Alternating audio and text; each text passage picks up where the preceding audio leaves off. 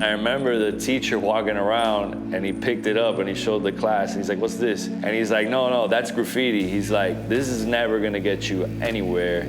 You know, he just kind of like played me in front of the whole class. I blew out my knee. I tore my ACL, MCL, and meniscus. And that's kind of when like my whole life kind of started to change. Definitely a lot of people doubted. And even if they didn't, I probably felt like they were because they wasn't supportive. They didn't see my vision. They was more so like, you need to get back in school. I didn't even actually graduate high school. I just walked because my mom wanted to see me in a cap and gown.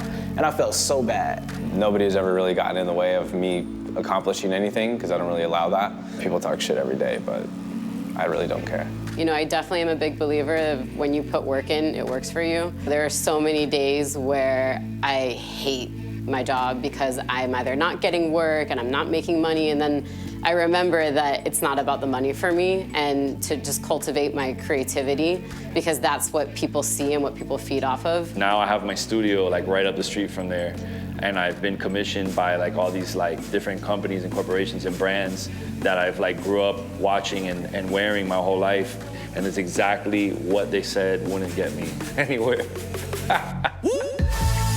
Sitting and not being able to freestyle or play just killed me. It just hit me because I was like, I'm trying to be a freestyler and be a soccer player, and I'm splitting my time and not really getting invested in both. It took me like 10 seconds. I was like, I'm gonna do this. It's risky, but I'm gonna go after the freestyle. And I was just working security, writing music every day. So I knew, okay, while I'm at work, I have to write this song completely out. I can't go into the studio with half of a song because I only have 30 minutes to knock this song out. It takes people 4 or 5 hours to record one song. But I go in there and knock that entire song out in less than an hour. And they started seeing my numbers accumulate and weaning myself off of my full-time security job, making it part-time, then making music full-time. They didn't see the vision. You gotta have people that doubt you in life. For me, it enhanced that drive. It was that gas. And I was like, you know, I'm gonna let them believe what they wanna believe.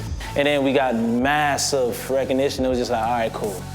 I've lived in Miami most of my life, and if I'm traveling all over the world, usually I say I'm from Miami because I'm very proud to be from here. However, the truth is I am British, and I was born in Manchester, England. English culture just has a big part of my life, mainly because of football. You know, Miami just paints like such a strange picture. You look at my street photography, and it's like this mix of like raw, gritty stuff and colorful, vibrant feelings, and there's just a lot here to offer.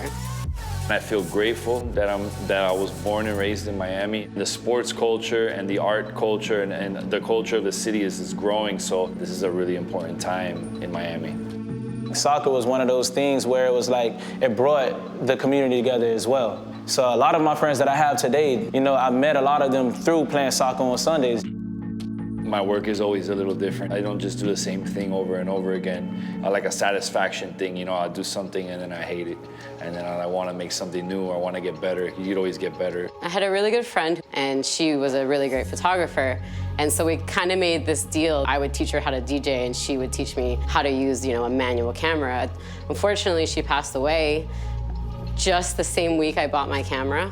And ever since then, I kind of felt that it was part of my duty to her, to my friendship, to just like learn it full force, and I did. I like to say that I like shoot in the moment, very raw, natural, organic style. I try my very best to have that film mentality where, you know, my exposures are limited and you're thinking more about your shot rather than, you know, trigger happy with the camera. I tend to look at other art forms. I love seeing how like there's movement in all of those and trying to incorporate a ball into what I do. It's more than just a game.